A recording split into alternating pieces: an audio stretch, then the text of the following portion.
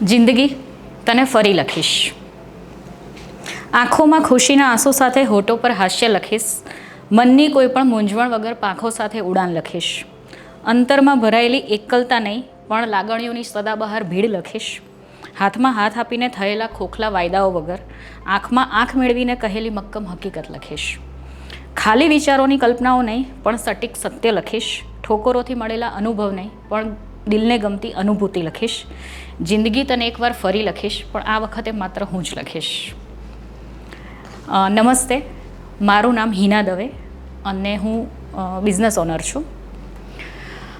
મારી વાત ચાલુ થાય છે 1986. મારો જન્મ 1986નો. હવે એ ટાઈમ એવો હતો ને કે મારા પેરેન્ટ્સનું હું સિંગલ ચાઇલ્ડ, એટલે એ ટાઈમ એવો હતો ને કે હંમેશા એક ક્વેશ્ચન મેં સાંભળ્યો જ છે કે એક જ દીકરી છે, છોકરો નથી, દીકરો નથી. તો મેં છે ને બહુ જ એક સ્ટ્રોંગલી જવાબ સાંભળ્યો છે, અને બીજું કોઈ નહીં પણ મારા ફાધર આપતા કે દીકરો ગણો કે દીકરી ગણો આ જ છે. એટલે એ જવાબ પરથી છે ને નક્કી કર્યું હતું કે એ જવાબનું છે ને હું જિંદગીભર માન રાખીશ, અને એ માન છે ને મેં રાખ્યું અને હજી પણ રાખું છું. આઈ એકચ્યુઅલી મેન્ટ ઇટ. હવે સિંગલ ચાઇલ્ડ હોવાની સાથે મારા મમ્મી અમદાવાદની સિવિલ હોસ્પિટલમાં હેડ નર્સ, એટલે સિચ્યુએશન એવી હોય કે કોઈ પણ ઇમરજન્સી હોય ને તો ગમે ત્યારે ફોન આવે, ગમે ત્યારે જવું પડે, નાઇટ હોય ડે હોય. હવે 1998 રાધનપુર કોલેરા અને 2001 ભૂકંપ કચ્છ ભુજ, એ ટાઈમે મમ્મીને ઇમરજન્સી માટે 15 to 20 ડેઝ રાધનપુર અને કચ્છ ભુજ જવું પડ્યું. એ ટાઈમ કેવો હોય ખબર છે કે ત્યારે આટલા ફોન્સ નહીં, મોબાઈલ ફોન નહીં, અને સિચ્યુએશન એવી હોય કે મમ્મી જ અમને ફોન કરી શકે, અમે હું કે પપ્પા એમનો કોન્ટેક્ટ ના કરી શકીએ. તો બહુ ટાઈમ ટફ હોય, અને હંમેશા બંને વખતે જ્યારે અમે મમ્મીને મૂકવા ગયા ને સિવિલ હોસ્પિટલ, તો મારા પપ્પાનું એક સેન્ટેન્સ બંને ટાઈમે હતું કે આપણે ઢીલું નથી પડવાનું. એટલે આજે આપણે ઢીલું નથી પડવાનું ને એ અત્યાર સુધી છે ને મગજમાં છે જ. એટલે બહુ ટફ ટાઈમ હોય, પણ કહેવાય ને કે ટાઈમ નીકળી જાય. સમયને સમય આપો, સમય પાસ થઈ જાય છે. એ સિચ્યુએશનમાંથી બહાર આવ્યા પછી લગ્ન, મેરેજની ઉંમર થઈ. હવે એકની એક દીકરી હતી, એટલે એક માઇન્ડસેટ હતું કે અમદાવાદમાં જ મળે ને તો અમદાવાદની બહાર પણ, ગુજરાતની બહાર પણ નથી જવું. અને બહારના માંગા આવતા હતા, લંડન અમેરિકાના, તો ના પાડતી હતી કે ભાઈ ના, અમદાવાદમાં જ. કેમ કે સિંગલ ચાઇલ્ડ હતી તો થોડુંક એવું હતું કે ભાઈ સાથે મમ્મી પપ્પાની નજીક હોવ તો વધારે સારું. એટલે લકીલી થયું પણ એવું કે મને અમદાવાદમાં જ મળ્યું. અને બટ કહેવાય છે ને કે આપણે વિચારેલું જો બધું જ થાય ને તો એ જિંદગી નથી. એટલે થયું પણ એવું કે મેરેજ પછી થોડાક અનરિઝોલ્વેબલ પ્રોબ્લેમ્સને લીધે મારે ને મારા હસબન્ડે બહાર જવું પડ્યું. અમે લોકો યુકે ગયા.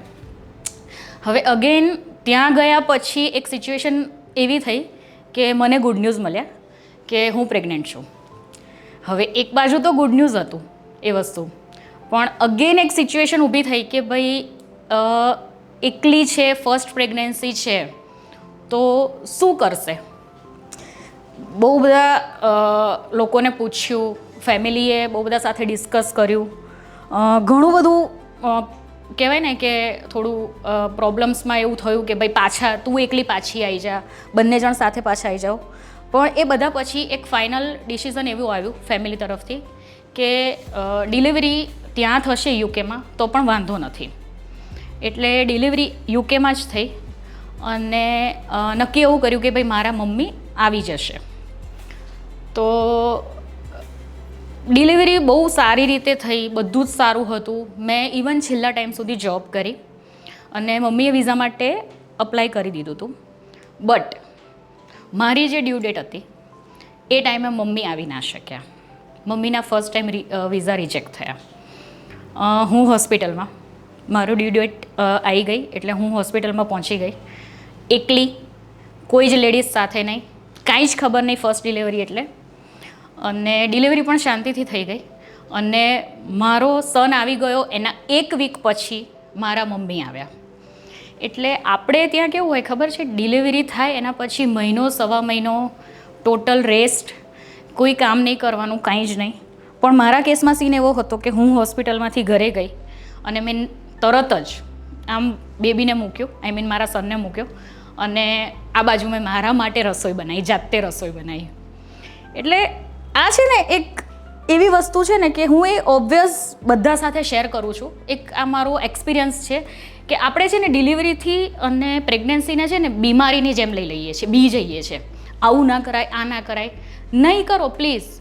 નોર્મલ પ્રેગ્નન્સીમાં થોડાક એને હેન્ડલ વિથ કેર કહીએ ને કે ભાઈ થોડાક આપણે એને હેન્ડલ પ્રોપરલી કરીએ તો ડિલિવરી બહુ જ ઇઝીલી થાય છે. અને આ એક એક્સપિરિયન્સને મેં મારા સુધી નથી રાખ્યો.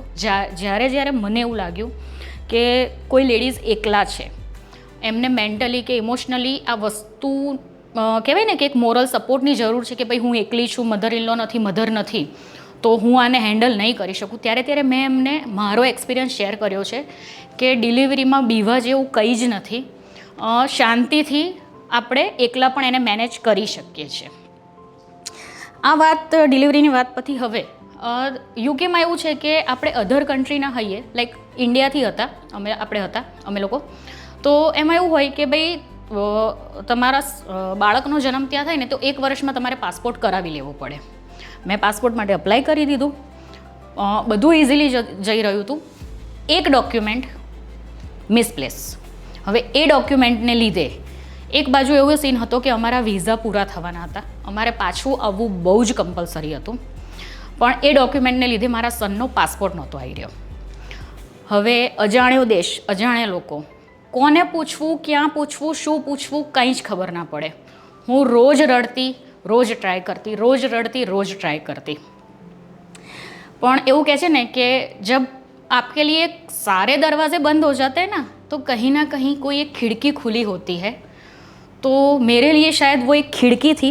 मुझे यूके बॉर्डर एजेंसी, वहाँ का कस्टमर केयर नंबर मिला.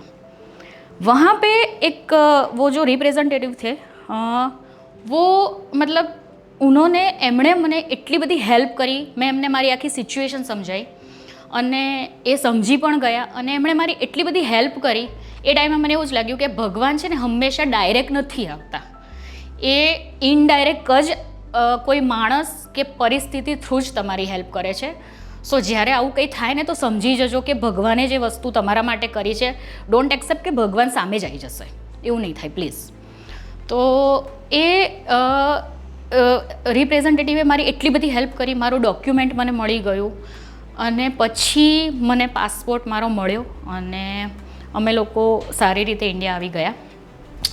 બટ એ સિચ્યુએશને મને જે શીખવાડ્યું ને એ હતું કે ટ્રાય કરો, બરાબર, ટ્રાય. કાં શીખવા મળશે ને કાં રિઝલ્ટ મળશે. And both are, I believe both are equally important for our lifes. So please try ના છોડો. આગળ વાત કરું તો કદાચ હવે આ બધા સ્ટ્રગલ પત્યા પછી પણ એક સ્ટ્રગલ હવે એવું છે કે now I am a single parent of 2 kids.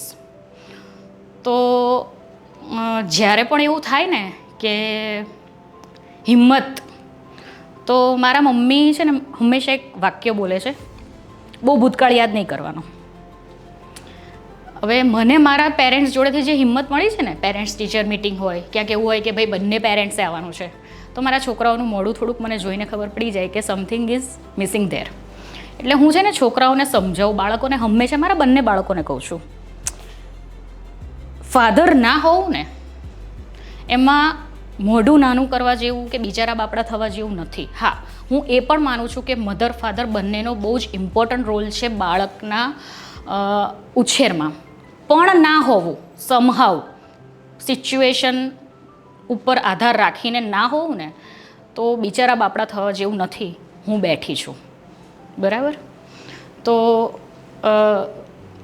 ये मेरा ये सिंगल चाइल्ड से लेके सिंगल पेरेंट तक का सफ़र था. और कुछ ना कहते हुए खुद गिरना, खुद ही खड़ा होना, खुद ही हाथ पकड़ सहारा बनना पड़ता है. तब जाकर खुद से खुद तक का सफ़र तय होता है। गिरना संभलना संभल कर चलना, चलते रहना, पर खुद से खुद तक का ये एक सफ़र तय ज़रूर करना।